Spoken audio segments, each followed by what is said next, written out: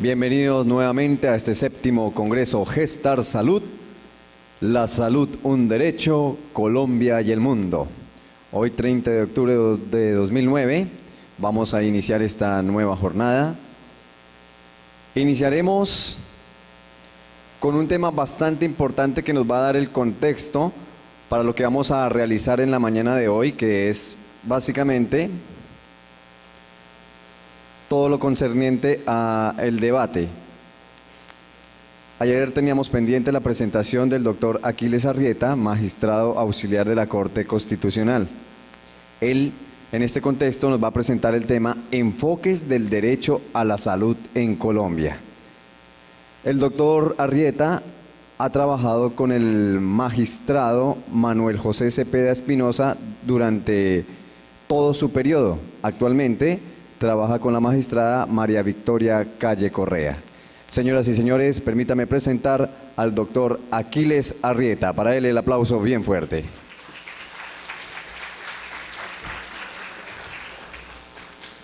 Buenos días a todos y todas. Es muy grato estar acá entre grupos de personas y líderes que trabajan por defender la salud, y creo que la verdadera protección del derecho a la salud no la hacen los jueces de la República, sino la hacen los médicos y los profesionales de la salud en general, que día a día se encargan efectivamente de que la salud de los colombianos sea mejor, no se deteriore, y es a ellos a quienes se les debe.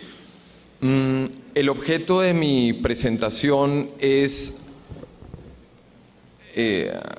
como ustedes lo conocen, referente al derecho de la salud en el caso colombiano, y haré pues especial referencia a la cuestión de la sentencia reciente de la Corte Constitucional, de la cual se ha hablado ya bastante en este foro el día de ayer por el mismo presidente de la República y el ministro de la Protección Social. Bien, arranco con una pequeña introducción. ¿Qué es lo que quisiera hacer? Es un propósito muy complejo. Les cuento la sentencia T760. Quienes la hayan carpinteado pues saben que es un texto complejo y en realidad recoge 17 años de jurisprudencia en materia de salud. No es una sentencia donde todo surge y todo nace ahí. Por lo tanto, es un documento muy complejo, y no solamente recoge 17 años de jurisprudencia, sino que además recoge muchos años de elaboración en doctrina tanto constitucional como internacional acerca del derecho a la salud.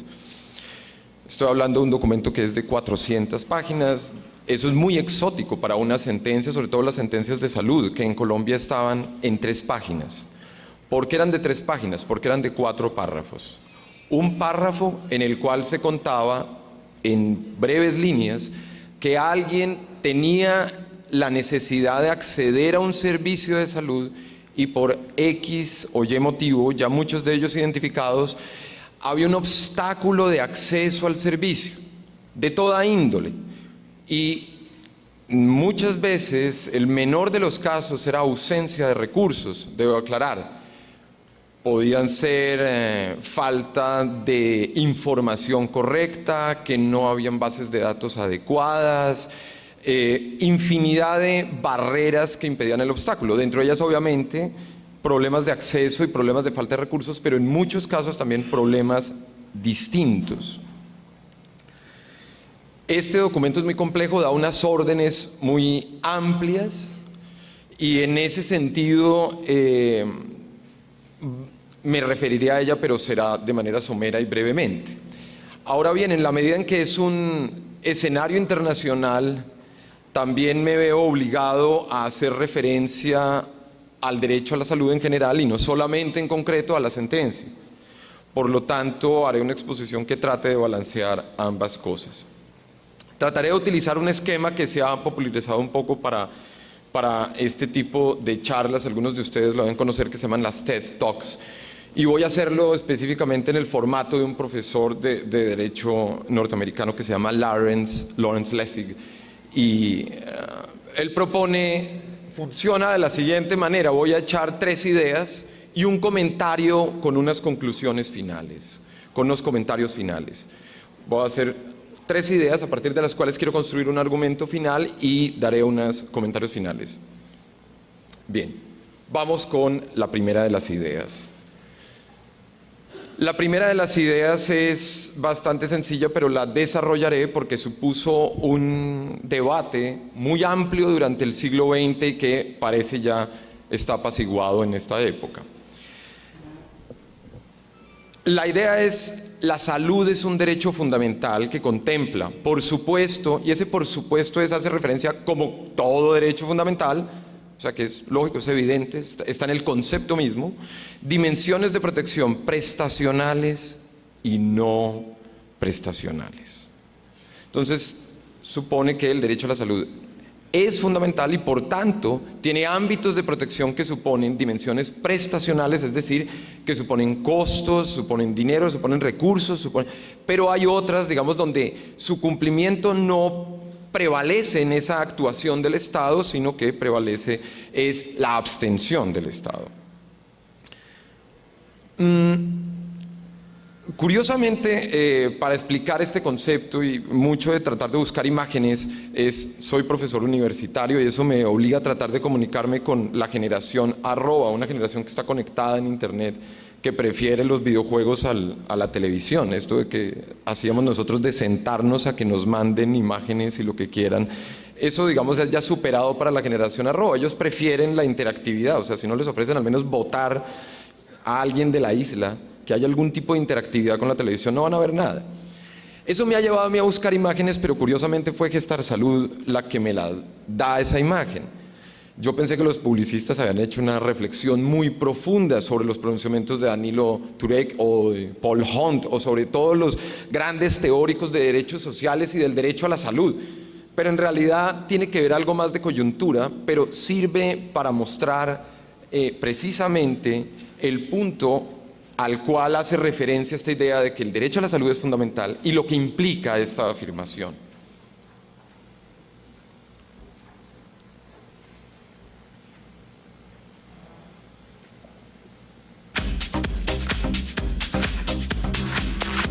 En 10 años algunas cosas cambiaron para bien de muchos compatriotas. Pero para mí, el mejor cambio que encontré después de 10 años de secuestro es el derecho a la salud para más de 20 millones de colombianos. Ahora sé que el derecho a la salud es tan esencial como el derecho a la libertad. Hoy más que nunca creo en mi país. Gracias al régimen subsidiado en salud, también le hicimos jaque a la indiferencia. Con el régimen subsidiado, el derecho a la salud hoy es una realidad. Gestar Salud, construyendo país. Bueno, creo que conocen el comercial. Bien, ¿qué es lo interesante? Lo interesante es la afirmación que se está dando todo el tiempo y el trasfondo que hay. Tal vez, quizá, un suizo pueda tener la ilusión óptica de que su derecho de ir a su casa de recreo no cueste, pero esa ilusión óptica no la tiene un colombiano. Un colombiano sabe que el derecho a su libertad de locomoción es muy costoso. Cuando él está diciendo que la salud es equivalente a la libertad, está precisamente mostrando las ideas de indivisibilidad e interdependencia de los derechos humanos y de los derechos fundamentales. Pero no solamente eso, sino es que nosotros sabemos cuánto tiempo duró esa persona presa y secuestrada y qué se requirió en términos de costo para poder liberarla. El derecho a la libertad en Colombia es uno de los ejemplos, lastimosamente, donde vemos el costo tan alto que puede tener un derecho, y es la idea de Cass Sunstein, profesor norteamericano y economista que volveré a citar posteriormente, que defiende la idea de que las libertades cuestan. Luego, todas las discusiones de los derechos suponen discusiones de costos y de limitaciones presupuestales, por supuesto, en sus dimensiones presupuestales. Pero obviamente también hay dimensiones del derecho que no son prestacionales y no debe haber excusa alguna para que no se cumplan ya mismo. Desafortunadamente Colombia nos da ejemplos de la vida y muchos de ellos acá en la costa atlántica. Muchos IPS han sido sancionadas porque botan residuos hospitalarios altamente peligrosos para la salud en barrios. Ahí se está afectando el derecho a la salud, no porque hay unos costos, una política pública implementada, no, es porque hay alguien que no se abstuvo de hacer algo. Al igual que la libertad de locomoción impone que el Estado no me restrinja y que se abstenga, no le cuesta, pues no le cuesta que me venga a echar acá. Yo no le estoy pidiendo, acá no lo puede echar, búsquese otro lado, pero digamos, no me puede echar, yo no le estoy pidiendo que asuma unos recursos necesarios para protegérmelo, yo le estoy pidiendo abstención. Claro, deshacerse de esos recursos va a tener unos costos, pero la protección a la salud de esas personas no supone los costos. El costo es tener una oficina de control que evite que venga alguien a botarlo. Bien, estas ideas, y cuando se busca en defender la salud al nivel básico de la libertad, sobre todo en un país como Colombia que mantiene una insurgencia de izquierda armada, las ideas sociales suelen verse como guerrilleras de alguna manera, y es bueno recordar que estas ideas no las defendió ninguna persona social ni de izquierda, fue precisamente la defensa del capitalismo la que se basaba en la protección de estas garantías, porque nos han contado ya varias veces nuestros invitados de Europa cómo en los años 50 es que realmente va a venir un proyecto serio de asunción de la salud. ¿Y por qué? Pues porque estaban en guerras. Es en el otro lado del Atlántico donde en la defensa de la libertad, y estamos hablando de esto, de la defensa de la libertad, podemos recordar el famoso Yes We Can, ahorita podemos recordar el We Can Do It, porque además el Yes We Can es una época de guerra, no contra el terrorismo, contra Hitler, en una época donde se está saliendo de una crisis económica, es enfrentar un enemigo en una crisis económica, que es el recorsi de la historia. Y son las libertades de desear lo que está pensando en defender el presidente Franklin Delano Roosevelt. No es ninguna idea comunista, todo lo contrario. Y esto da origen a una declaración muy importante en la historia de la humanidad y que, entre otras, ayuda a consagrar este nombre de segunda generación de derechos, la declaración que va a hacer Franklin Delano Roosevelt. Él propone una segunda Carta de Derechos, esto lo ha recogido la revista de Economía Institucional del Externado, y vale la pena recordarlo. Ahora tenemos el deber de empezar a trazar los planes y de definir la estrategia para hacer más que ganar la guerra. Se aplica. Es hora de comenzar a planificar y determinar la estrategia para lograr una paz duradera y establecer un nivel de vida americano superior a cualquiera que hayamos conocido. Y esto empieza a generar esta idea de que el Estado social, toda la existencia de todos, no del más humilde, de todos, depende de la estructura social. Muchas veces se genera la idea absurda de que el Estado social es para el pobre y el desplazado. Todo lo contrario. En el momento en que existe una revolución en Colombia, las últimas personas, digamos, que se verán afectadas son los desplazados, digamos, ellos ya estaban en estado de naturaleza, si se quiere. Son aquellos que dependemos del banco, de la tarjeta de crédito, de una institución educativa certificada por el ICFES, certificada por el ministerio, certificada por toda una estructura. Entre más empresaria una persona, más utiliza el Estado, más utiliza y le saca jugo a todas las entidades estatales. Esta idea Robinson crucioniana, digamos, no es viable en el siglo XX. Esta república tuvo en sus inicios, está hablando de Estados Unidos, y llegó a su actual poderío bajo la protección de ciertos derechos políticos inalienables, entre ellos el derecho a la libre expresión, a la libertad de prensa, a la libertad de cultos, a juicio mediante jurados, a la inmunidad contra registros o incautaciones. Eran nuestros derechos a la vida y la libertad.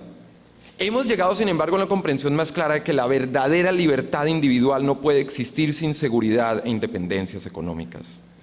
Los hombres necesitados no son libres.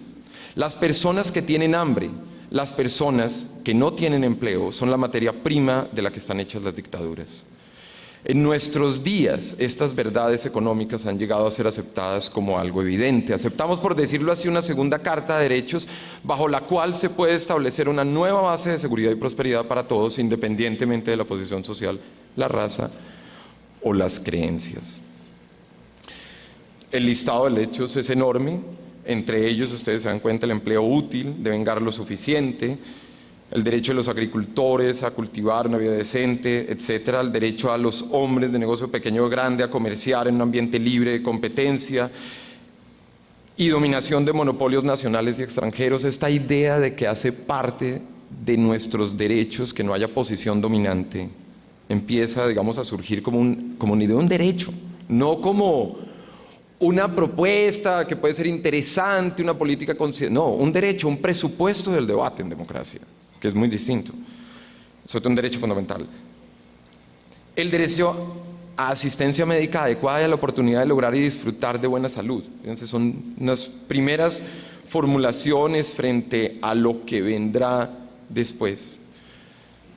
Todos estos derechos significan seguridad. Después de que ganemos esta guerra, debemos estar preparados para avanzar con la implementación de estos derechos hacia nuevas metas de felicidad y bienestar humanos. Es la concepción de que esa libertad depende de eso. Pero del otro lado del Atlántico, y veamos en qué están, y esta es una foto de Londres, estamos hablando de que el National Health Act, toda la creación del sistema público de salud de Inglaterra, se hace en el contexto de la Segunda Guerra Mundial.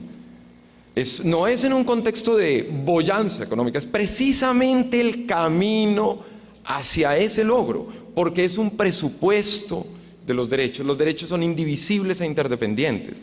¿De qué sirve tener educación y tener salud si no puedo expresar mis ideas, si no tengo libertad para crear nuevas cosas? ¿O de qué me sirve la libertad de poder ir tranquilamente a Miami si no tengo un centavo, ni me dan visa, ni puedo ir? Tal vez estoy tan encerrado.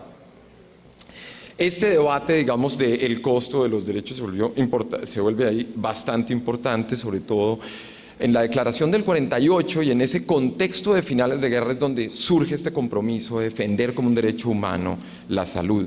Aunque debería decir, los pactos anteriores son impresionantes. Estamos hablando de que las reglas de la guerra dicen, tiene un combatiente en guerra, tiene un prisionero de guerra, no le puede suspender la salud, ni en guerra, desde inicios de siglo, como consecuencia de las reglas de protección en guerra.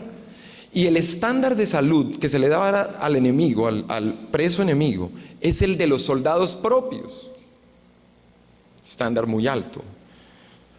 Si ustedes se dan cuenta, obviamente, la diferencia entre la declaración y los pactos, que son las reglas que ordenan y van a consagrar la Carta Internacional de Derechos, son casi que 20 años y 20 años de Guerra Fría, que se denotan en este debate un poco de izquierda a derecha, donde las libertades como la salud, la educación y demás dependen del desarrollo político y en cambio las libertades son de obligatorio cumplimiento.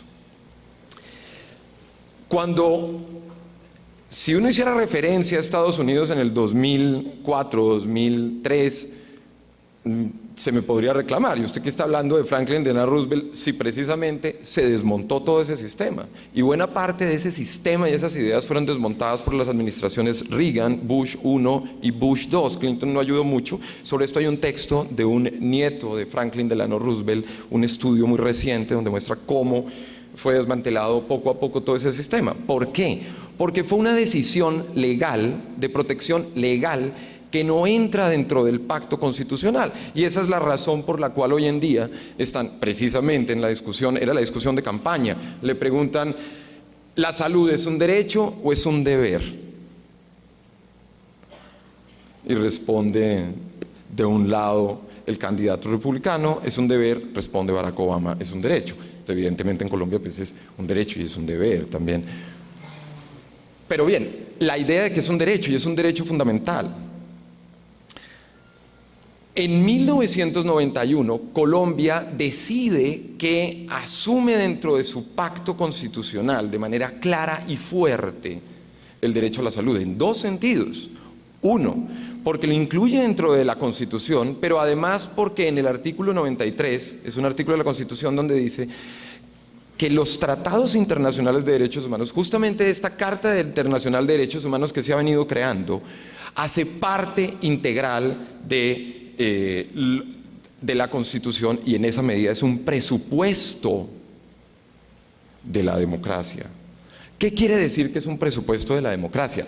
Decir que es un presupuesto de la democracia quiere decir, el siglo XX no apoya las democracias, apoya las democracias con apellido, democracias constitucionales. Creemos en la decisión de la mayoría. Sí y solo sí es por procedimientos previos, con reglas establecidas, con defensa de minorías, con procesos donde se oigan a todos, con unas condiciones de garantía dentro de las cuales están los derechos. Es precisamente esta idea que recoge Franklin Delano Roosevelt cuando está diciendo no hacerlo, aquellas condiciones de inseguridad donde el mínimo vital y la dignidad humana en términos colombianos no está protegida, son casos en los cuales la población se vuelve materia prima para una dictadura. No es viable una democracia en un contexto de esas necesidades.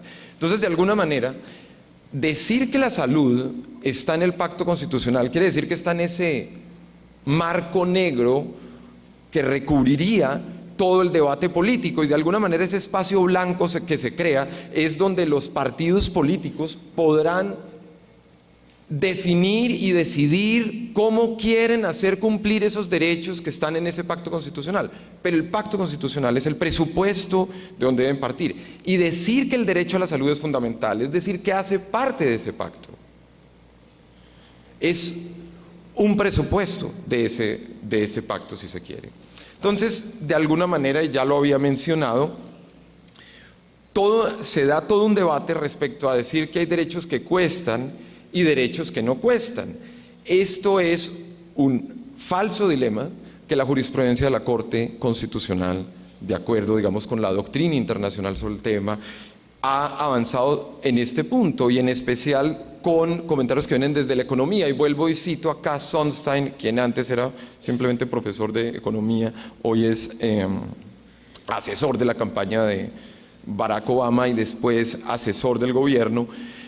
Y él pelea sobre todo con esta idea de que dice, la idea de que los derechos económicos, sociales y culturales, la salud, sí cuestan, y que las libertades, como la libertad de decidir ser sindicalista, elegir ser periodista en una zona de conflicto armado en Colombia, que no cuestan. Claro que sí cuestan. Y el gobierno ha hecho unos esfuerzos enormes en protección de libertades de colombianos.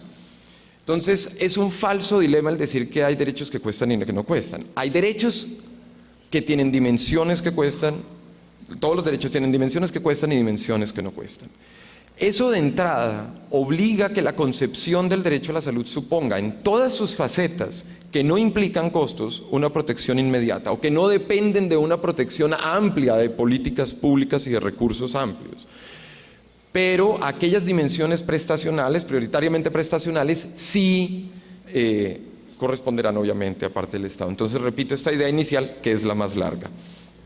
Ya las siguientes serán más breves. Segunda idea.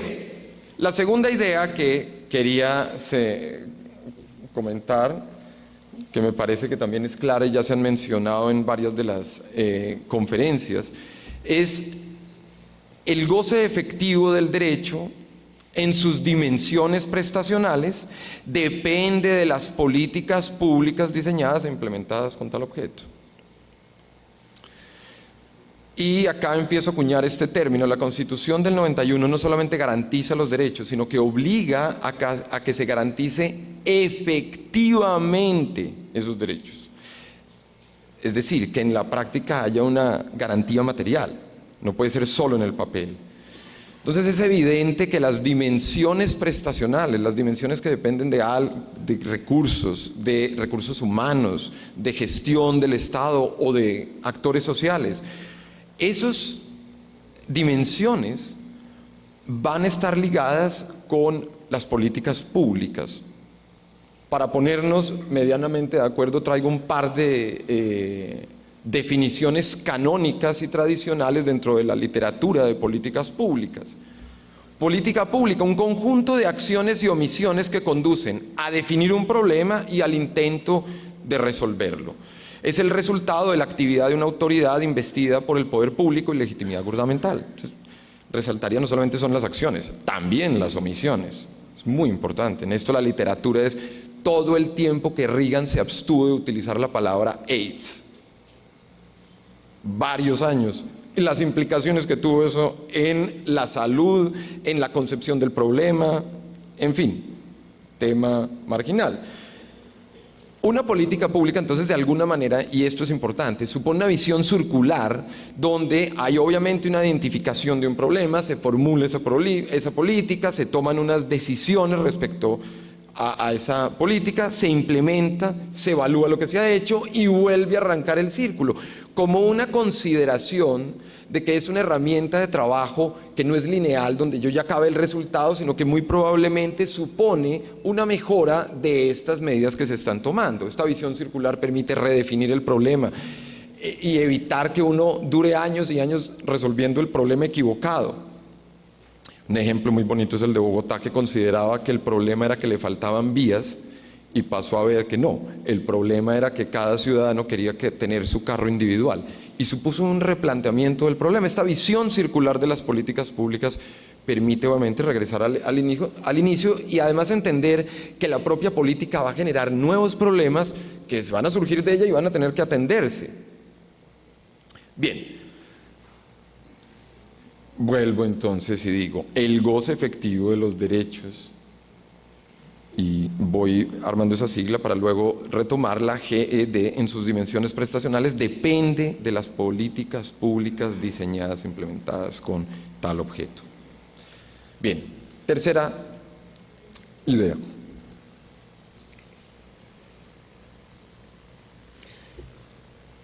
Las facetas prestacionales de un derecho fundamental son justiciables, es decir, pueden ser objeto de protección por un juez, no solamente aquellas que son inmediatas.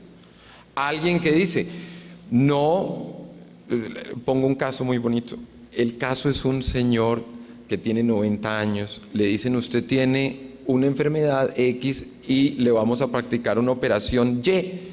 La operación tiene un costo de 100 millones de pesos. Ya está aprobada. Usted dice, no, es que yo no quiero que me hagan esa operación. Dice, sí, pero es que no, ya está aprobada. Y él dice, no, yo quiero es un tratamiento con esencias florales y demás que solo cuesta 2 millones. Ahórrense 98. Y él tiene que poner acción de tutela, llega hasta la Corte Constitucional para que no se le haga la operación. Claro, desde el punto de vista de otros actores tal vez había un interés enorme en realizarla, pero hay casos evidentes en los cuales no se requeriría, digamos, no hay ninguna justificación de progresividad para que no se realice un determinado servicio. Pero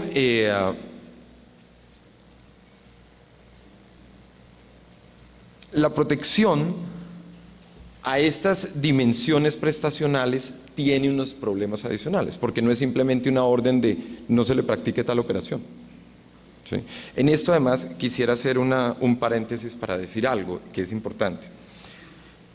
Usualmente en muchas discusiones, y he estado en diferentes escenarios donde a veces es de EPS, a veces es de IPS, a veces es de médicos, a veces es de jueces, y usualmente encuentra uno culpabilidades a otros actores, o que esto es responsabilidad de las EPS, que es responsabilidad de los médicos. Creo decirlo una vez y explícitamente la jurisprudencia de la Corte lo ha señalado. Yo creo que acá no hay actores buenos y malos, ninguno. Creo que hay IPS malas, creo que hay IPS buenísimas, creo que hay EPS que son un ejemplo, creo que hay IPS que no lo son, creo que hay jueces buenísimos, creo que hay sentencias de la Corte buenísimas, creo que hay sentencias de la Corte malísimas, esto no es de buenos y malos, y eso me parece importantísimo para empezar a ver como la complejidad del tema. Pero bien, entonces regreso nuevamente a aquellas órdenes que no suponen simplemente la abstención del Estado, sino que suponen actuaciones, costos y demás. Hay dos tipos de objeciones a que los jueces intervengan en esta defensa judicial de las dimensiones prestacionales de los derechos fundamentales. Las objeciones son básicamente, si se quiere, dos: una objeción técnica y una objeción democrática. La objeción técnica es: ¿y qué saben los jueces de números? ¿Y qué saben los jueces de administrar el sistema? ¿Qué saben los jueces de qué es lo que más le conviene al sistema? ¿Qué es lo que saben los jueces sobre economía, sobre recursos? Y segundo, ¿quién eligió a los jueces? ¿No estábamos en una democracia? ¿En qué momento fue que los jueces se convirtieron en las personas que definen los derechos, los contenidos de los derechos y la forma de protección de los derechos?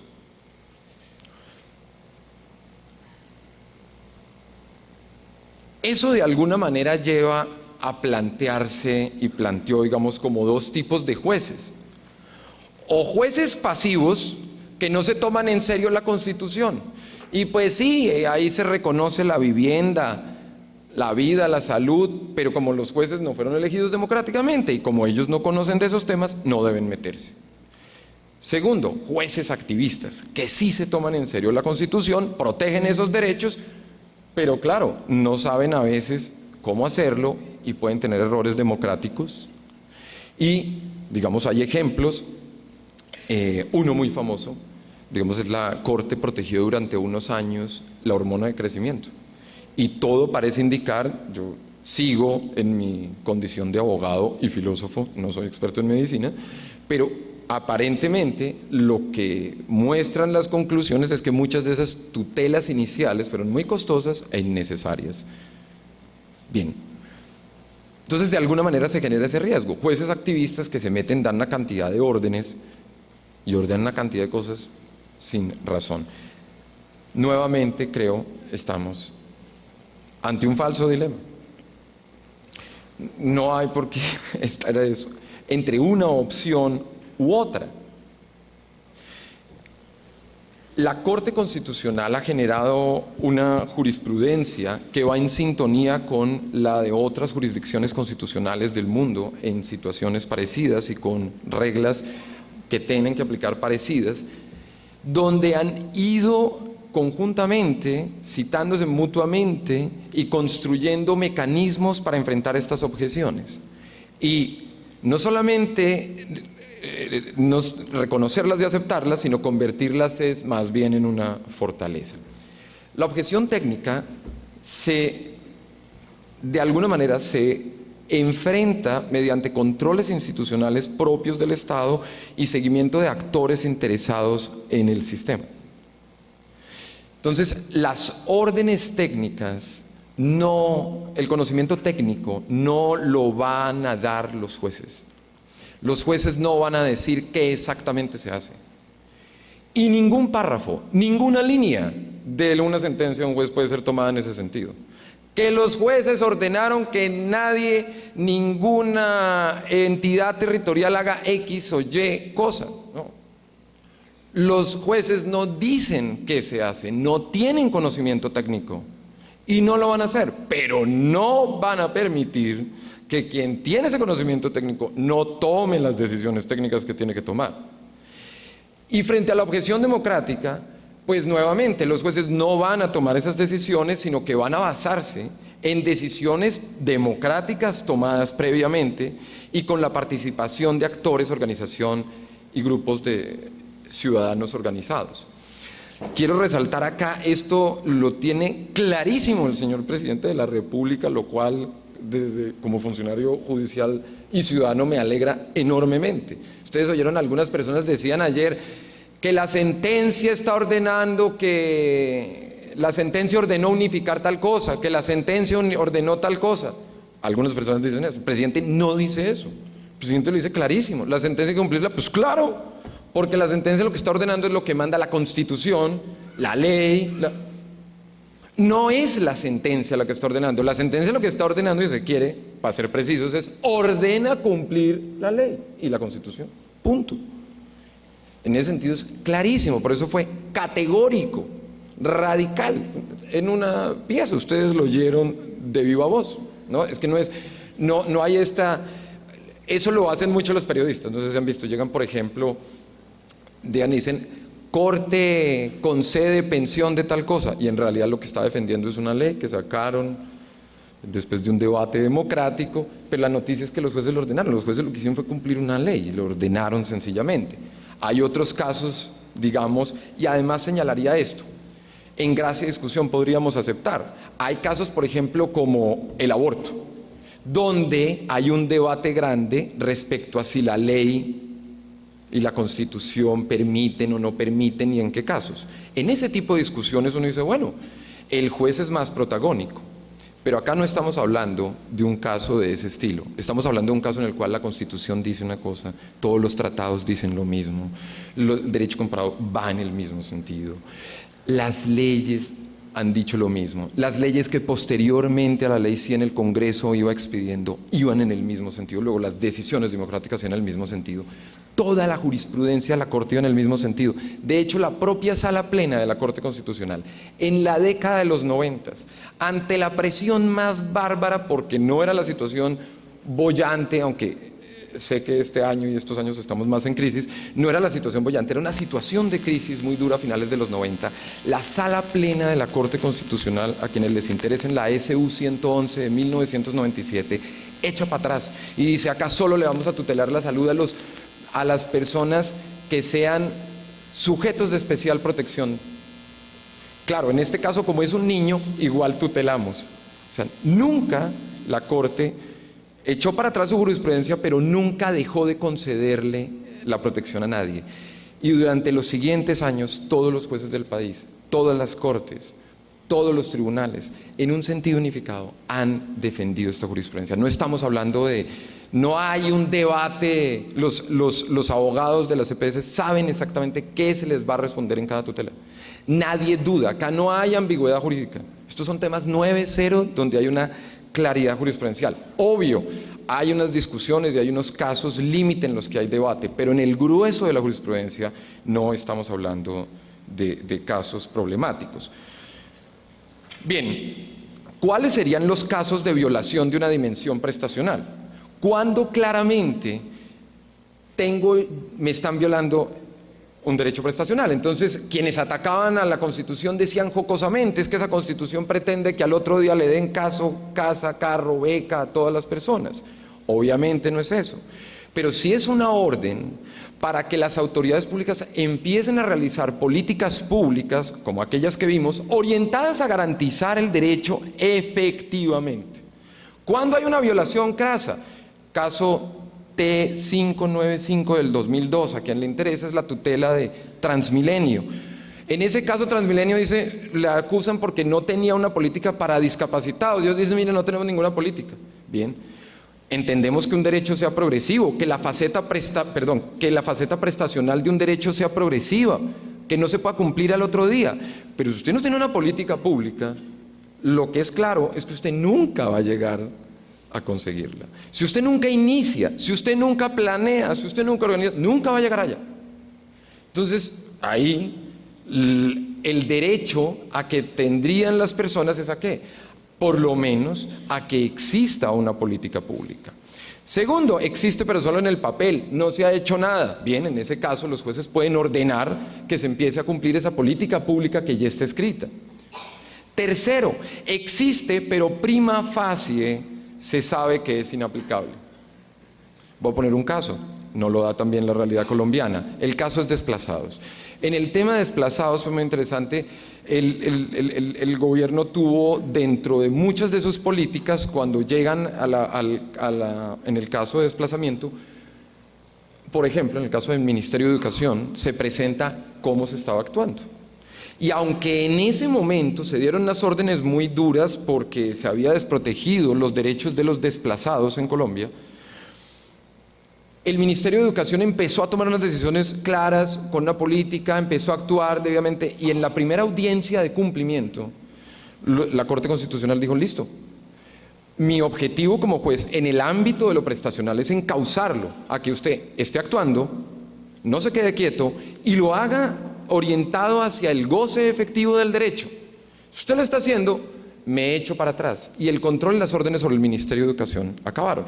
En cambio, otros ministerios, de cuyo nombre no quisiera acordarme, diría Miguel de Cervantes Saavedra, entonces decían, por ejemplo, no, hemos hecho unas llamadas, y era increíble ver a otros ministros muy molestos, diciendo como, ¿y por qué no hicieron? Teníamos que hacer el trabajo acá.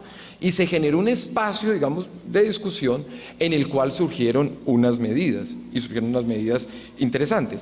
Parte de eso es el ejemplo que voy a mencionar. El gobierno, la Corte le preguntó al gobierno, ¿usted le puede cumplir unos mínimos de vivienda a los desplazados? Y el gobierno dijo, no, porque no nos alcanza. Entonces la primera pregunta fue, ¿cuánto tienen y cuánto cuesta? La respuesta fue, no sabemos exactamente cuánto se tiene, no sabemos exactamente cuánto cuesta. Entonces, la siguiente pregunta es, ¿cómo sabe que no le alcanza? Si no tiene los números, haga los números. La primera orden fue haga cuentas. Fíjense la orden no es vaya y consiga, haga cuentas. La respuesta fue, bien, tenemos un problema, ¿y es cuál?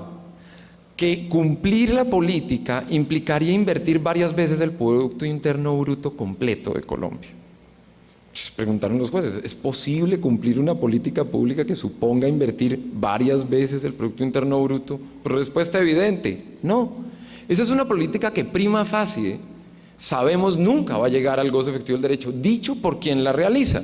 Luego, ahí hay una violación al derecho fundamental y los jueces constitucionales tienen la posibilidad de tomar las medidas y las órdenes para orientar ese cumplimiento. Entonces, de alguna manera, cuando los jueces se meten en la administración, no es porque estemos ante el gobierno de los jueces, sino porque estamos ante el gobierno empujado por los jueces. Porque los jueces no van a gobernar, no van a tomar las decisiones, pero no van a permitir que no se tomen. Esto, digamos, hay unos casos muy interesantes que serían, digamos, el caso de Sudáfrica y Argentina, y en ambos se dan los dos tipos de protecciones, tanto protecciones individuales, y hay casos de protección individual, como protección colectiva. Se cita mucho un caso de Sudáfrica para contrarrestar la jurisprudencia de Colombia, porque es un caso en el cual la Corte Suprema de Sudáfrica decide no proteger el derecho de una persona a la cual le iban a hacer diálisis. Claro, pero en el salvamento de voto, en una aclaración de voto, uno de los jueces aclara perfectamente por qué. Porque dice, ellos le preguntaron le preguntaron a las entidades encargadas, les dijeron, mire, ¿ustedes por qué no le van a practicar diálisis? Y los médicos enviaron los horarios de todas las diálisis y le dijeron, acá están utilizadas al máximo. Si yo cumplo su orden, tengo que sacar a alguien, dígame a quién saco. Entonces, ¿los jueces qué dijeron? Los jueces dijeron, cuando los encargados de tomar las decisiones las están tomando de manera adecuada y han enfrentado la dura pregunta de quién debe morir y lo han hecho de manera adecuada y razonable, no pueden los jueces meterse. Claro, pero cuando esa decisión surge de que el POS no se actualizó, de que el POS no está listo, de que el POS no... es distinto. De que los recursos son ineficientes, de que hay duplicidad en los datos de las personas vinculadas al sistema, que hay personas que están en el régimen subsidiado que deberían estar en el contributivo y son recursos que no están. En ese escenario estamos no en el caso de los jueces de Sudáfrica. Entonces, de alguna manera hay una clara sintonía entre esa jurisprudencia de Sudáfrica y la jurisprudencia de la Corte Constitucional en ese sentido. Bien, entonces termino esta tercera idea, que es las facetas prestacionales de un derecho fundamental son justiciables.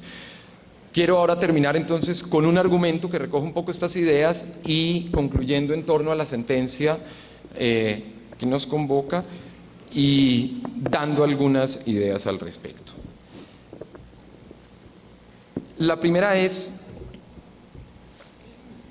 lo primero y como quisiera construirlo es, los jueces deben garantizar la existencia de políticas públicas que aseguren el goce efectivo del derecho, para así hacer cumplir la Constitución, pero respetando las competencias democráticamente establecidas, sobre todo en cuanto a cómo se toman las decisiones de carácter político y las decisiones técnicas.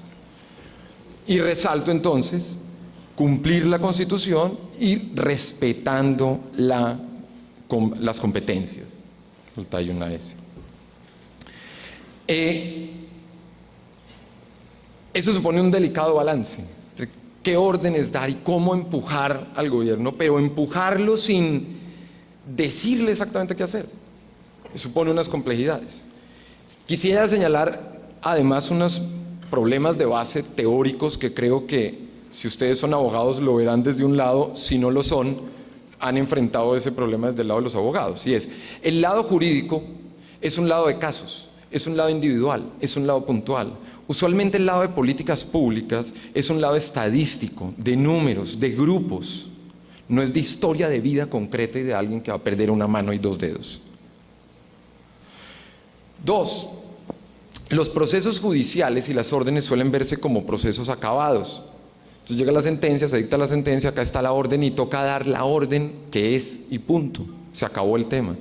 Una política pública, en la medida en que es un proceso continuo, supone que el juez sepa cómo intervenir en un proceso que es continuo, no es un proceso que se define en un punto.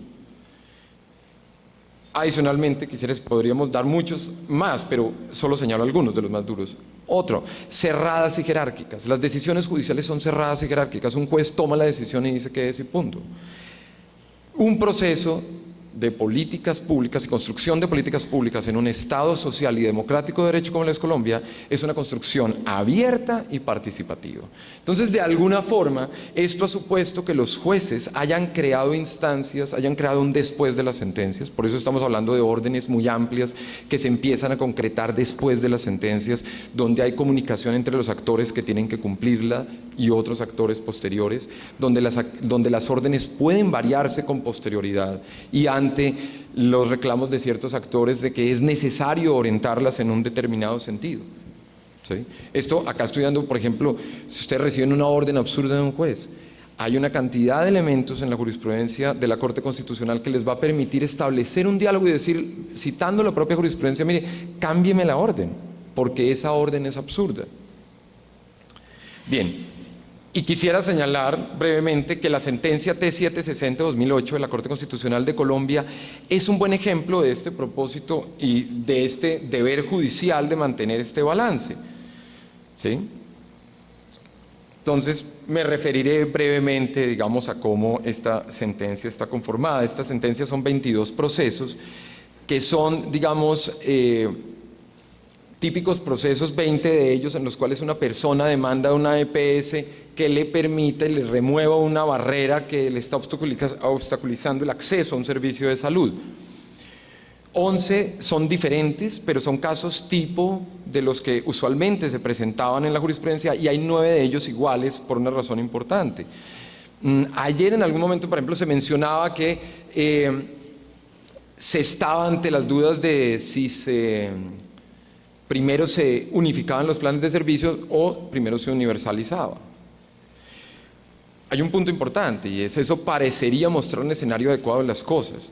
La sentencia T760 del 2008 se produce luego de 17 años de jurisprudencia en los cuales los últimos 7 de ellos la Corte había mandado mensajes explícitos tanto al gobierno como al ministerio para que se tomaran medidas, como al Congreso, para tomar medidas en cuanto a fallas estructurales que estaban convirtiéndose en obstáculos para el acceso a los servicios.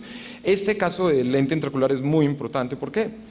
Porque resulta que en estos procesos las EPS y los médicos empiezan a preguntar al gobierno, ¿nosotros tenemos que ofrecer el lente intraocular sí o no? El Ministerio de la Protección Social decía sí, el Ministerio de Hacienda decía no. A una respuesta contraria.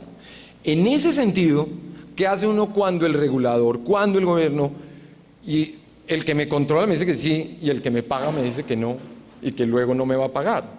Esa situación mostraba que buena parte de los casos, por lo menos de lentes intraoculares, se estaban judicializando, no por una EPS mala o por un médico malo, sino simplemente por una falla de regulación y claridad en el sistema que apelaba en este caso a la claridad en los contenidos del pozo. Luego, estábamos en una situación de fallas estructurales claras y reconocidas. De hecho, debo decir que la Corte Constitucional tuvo que entrar a justificarle a organismos de control como la Defensoría del Pueblo por qué no había atendido su solicitud de declarar un estado de cosas inconstitucional. Y aclaro a los invitados extranjeros, la noción de estado de cosas inconstitucional significa que un juez considera que no hay un acto que violó el derecho y que impide la protección a la salud, sino que es un conjunto de fallas y hay toda una situación donde todo está mal. La Corte decide que no declara estado de cosas inconstitucional porque el sistema de salud colombiano tiene infinidades de logros y prueba es este auditorio, quienes están acá, a quienes representan. Entonces, en ese sentido, no tenía ningún sentido que porque hay unas fallas muy duras y grandes se desconociera todo lo que sí se ha logrado y avanzado en protección al derecho a la salud, y por eso la Corte no declara un estado de cosas inconstitucional. Enumero brevemente, sobre esto se pasa a discutir, son 4 temas en sentido concreto, y es planes de servicio que se identifiquen, que sean claros y adicionalmente que se unifiquen. Esta es una decisión de la Ley 100 de 1993 y puso una fecha. Esa fecha se incumplió y luego se movió en razón a esa crisis económica de los años 90. ¿Qué dice la Corte? La Corte dice, ese propósito sigue dentro de las leyes. No hay una fecha, pero hay que fijarla, punto. Tienen que fijarla.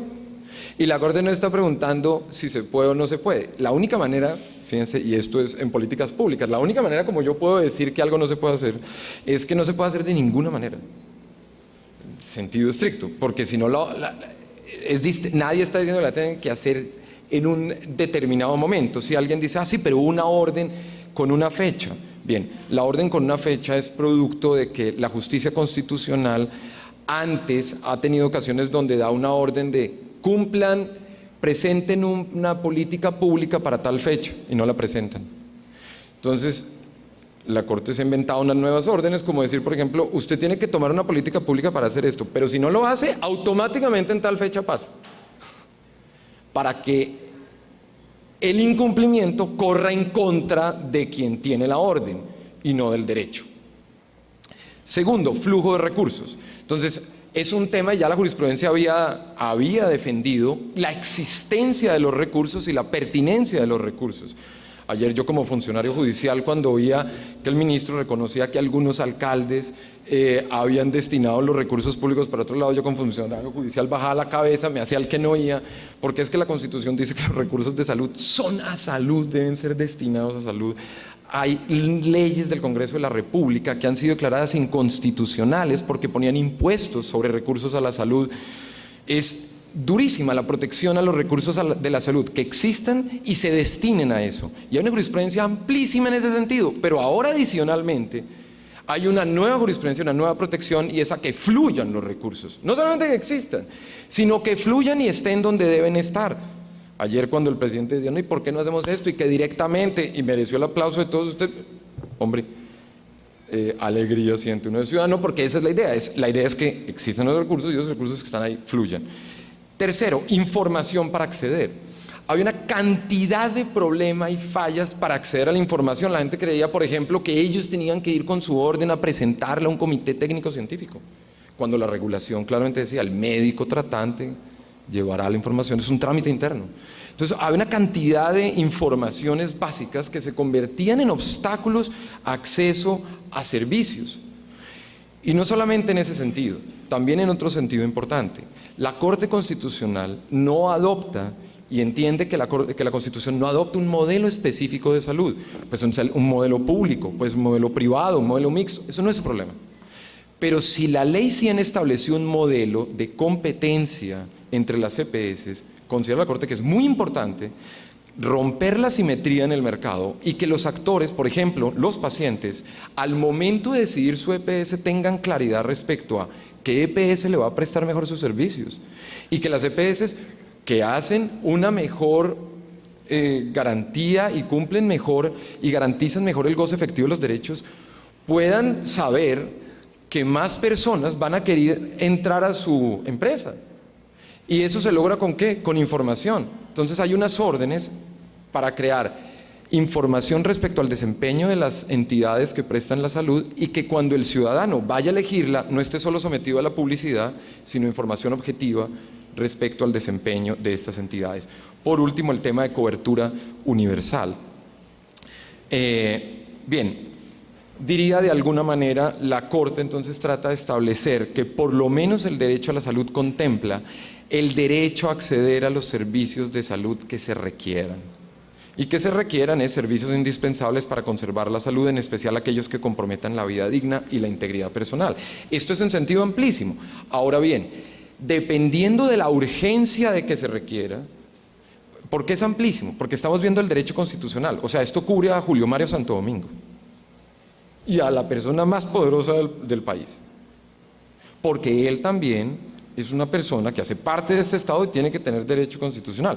Y además podemos imaginarnos situaciones bastante graves. Una epidemia, hay solo 20 millones de vacunas, hay que repartirlas.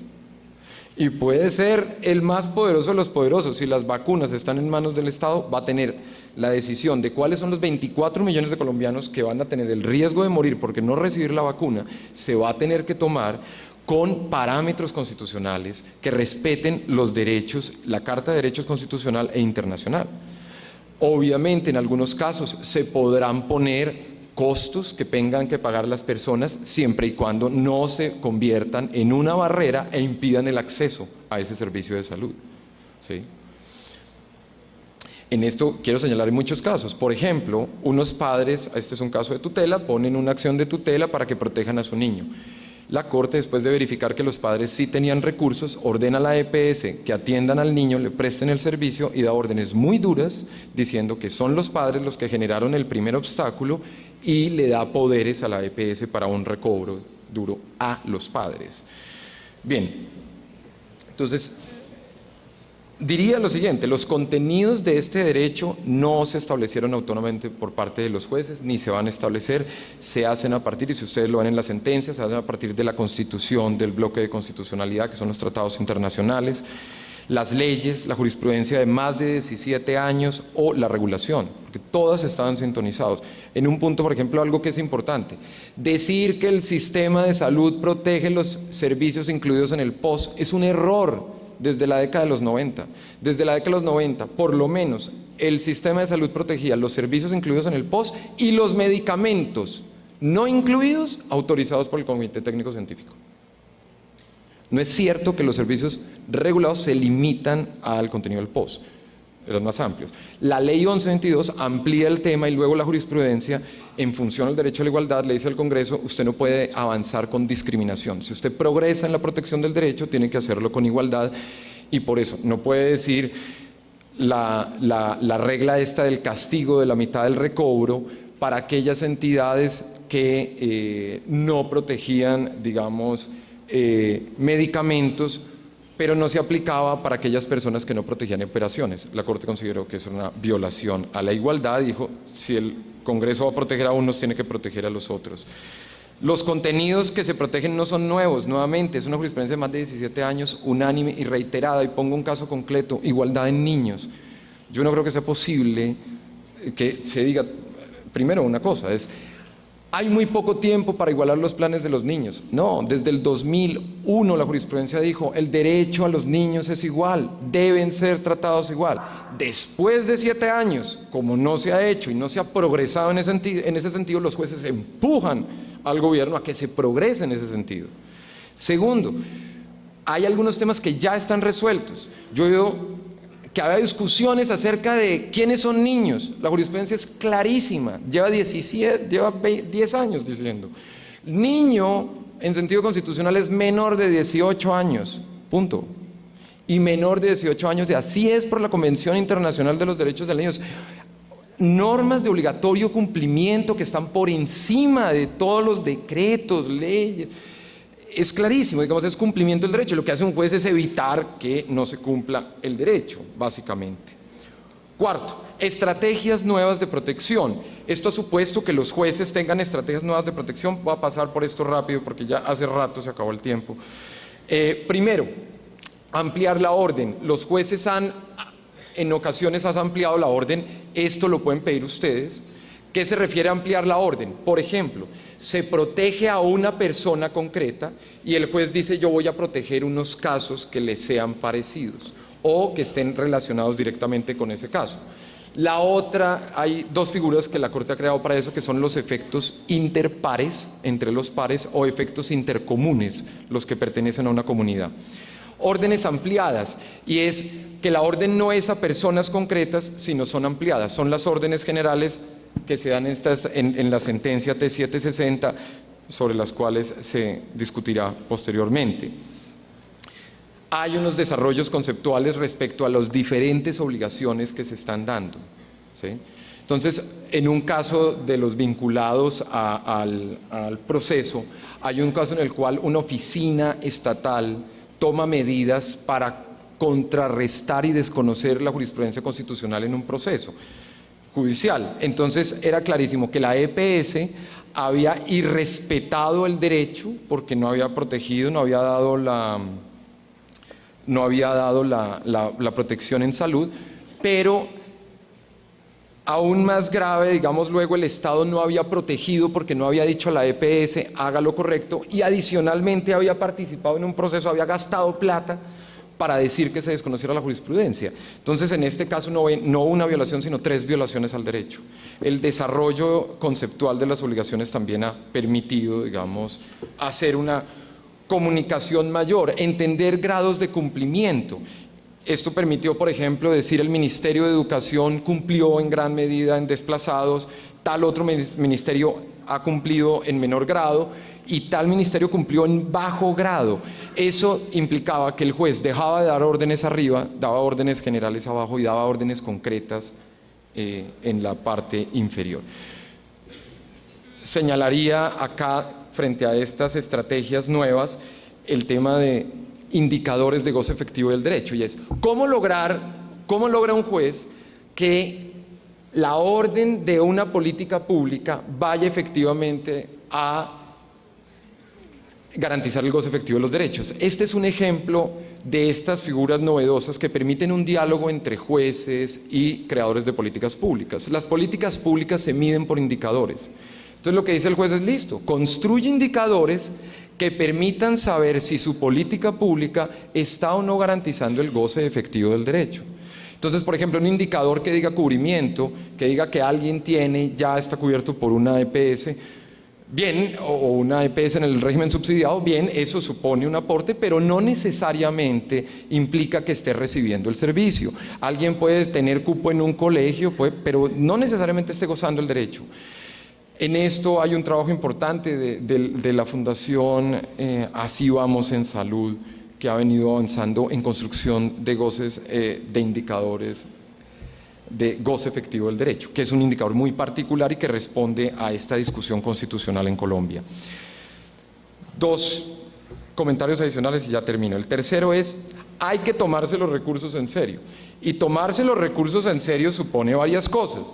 Primera, por supuesto, el primer problema, que los jueces no ordenen lo que es imposible de cumplir por falta de recursos. Eso es evidente, claro. Y los jueces son juiciosos en eso, y de hecho por eso se han preocupado de tampoco mantener políticas públicas que quien las diseñó diga que no se pueden pagar. Segundo, pero está también otro problema, y es que los jueces sí ordenen, hay que lograr que los jueces sí ordenen lo que es posible cumplir porque ya se cuenta con los recursos. Y esto es importante y este es un caso que ustedes deben recordar mucho. La jurisprudencia de la Corte decía, en el régimen contributivo, si usted requiere un medicamento, entréguelo, la EPS financia y después recobra. Sin embargo, en el régimen subsidiado, como los jueces creían es un régimen subsidiado, tiene menos plata, dijeron nosotros no vamos a dar esa orden. Y la orden, ustedes se acuerdan, los jueces decían se tiene que acompañar a la persona. Entonces quien estaba en el régimen contributivo le daban la droga y la EPS recobraba. Quien estaba en el subsidiado, la ARS se llamaba en ese momento, acompañaba a la persona a que le pidiera al Estado que le ayudara con esa droga. Eso lo dijeron los jueces hasta el 2001, pero desde el 2000 el gobierno había sacado un decreto diciendo, no recuerdo si era decreto o resolución, pero había sacado una orden de regulación en la cual decía En el régimen subsidiado también se aplica la regla del régimen contributivo. Fue el regulador el que la extendió. Luego, durante un año, los jueces de tutela negaron derechos que estaban reconocidos por el temor de los costos. Entonces, tomárselo en serio supone los dos lados. No ordenar lo que no se puede, pero sí ordenar lo que se puede. Y lograr que esos recursos siempre se mejoren y optimicen para garantizar el goce efectivo de los derechos. Pongo un caso concreto. Hace poco una tutela de una persona, una reclusa, que la separan. Al cambiarla de cárcel, violaron sus derechos fundamentales. No entro en el caso por qué. La excusa de la cárcel era: hombre, pero nosotros ya no la podemos devolver a donde estaba para que la atiendan por razones de salud, porque es que no tenemos plata para devolverla. Entonces la Corte dice: cuando uno tiene pocos recursos, tiene que pensar en los derechos antes. Si uno tiene muchos recursos, uno puede cambiar al preso y después, que no sé qué, entonces venga, mándelo. Pero si yo no tengo recursos, tengo que poner en checklist el goce efectivo de los derechos, porque no tengo plata precisamente para después corregir el error.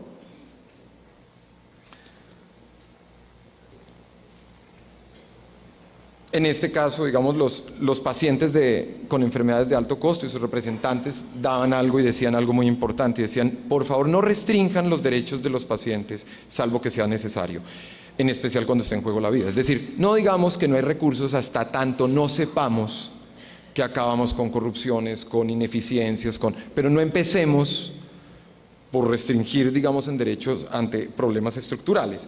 Y finalmente, este es el último comentario que señalaría, es la respuesta a las dimensiones prestacionales, el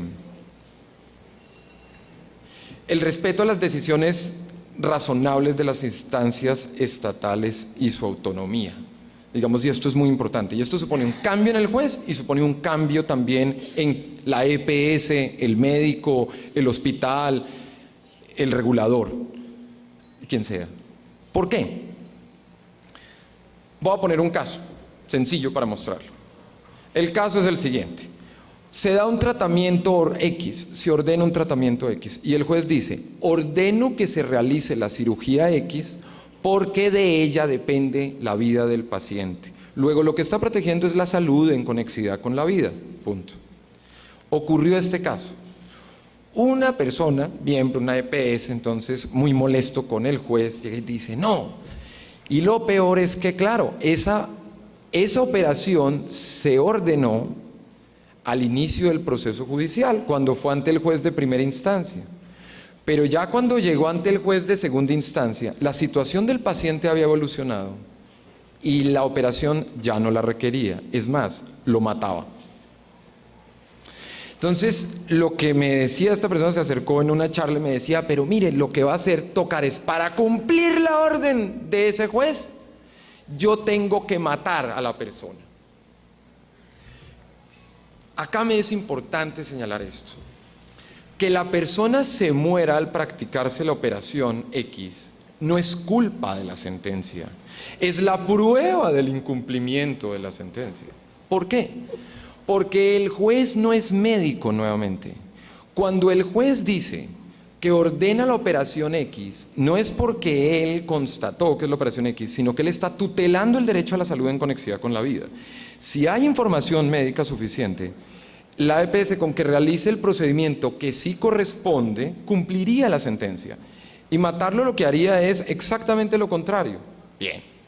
Entonces, lo mismo lo podemos pasar a un caso de sostenimiento del sistema.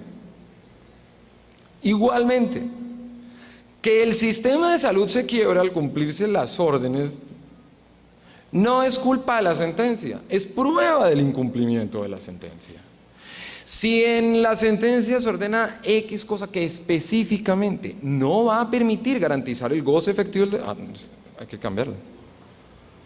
Y se tendrán que tomar esas decisiones, y por eso hay todo un proceso de seguimiento. Y la idea es que si las autoridades dicen esto sí se puede hacer, no se puede hacer, va a haber todo un grupo de actores que van a discutir, bueno, sí se puede hacer, no se puede hacer, hay una alternativa, hay otro camino, respetando obviamente las competencias que se estén dando. Entonces, en ese sentido, y con eso quisiera terminar mi intervención, lo que buscan los jueces es lograr ese equilibrio difícil entre respetar la Constitución y lograr que se avance en la garantía y el goce efectivo de todos los derechos, pero a la vez respetando las competencias, la autonomía, tanto de toda la participación democrática como de los actores con el conocimiento técnico. Y los jueces mandan ese mensaje claro: no vamos a tomar la decisión que corresponda, no van a decir específicamente qué hacer, pero sí van a encauzar la acción, dirigirla hacia el goce efectivo de los derechos e impedir a toda costa que no se tomen esas acciones. Muchas gracias, muy amables.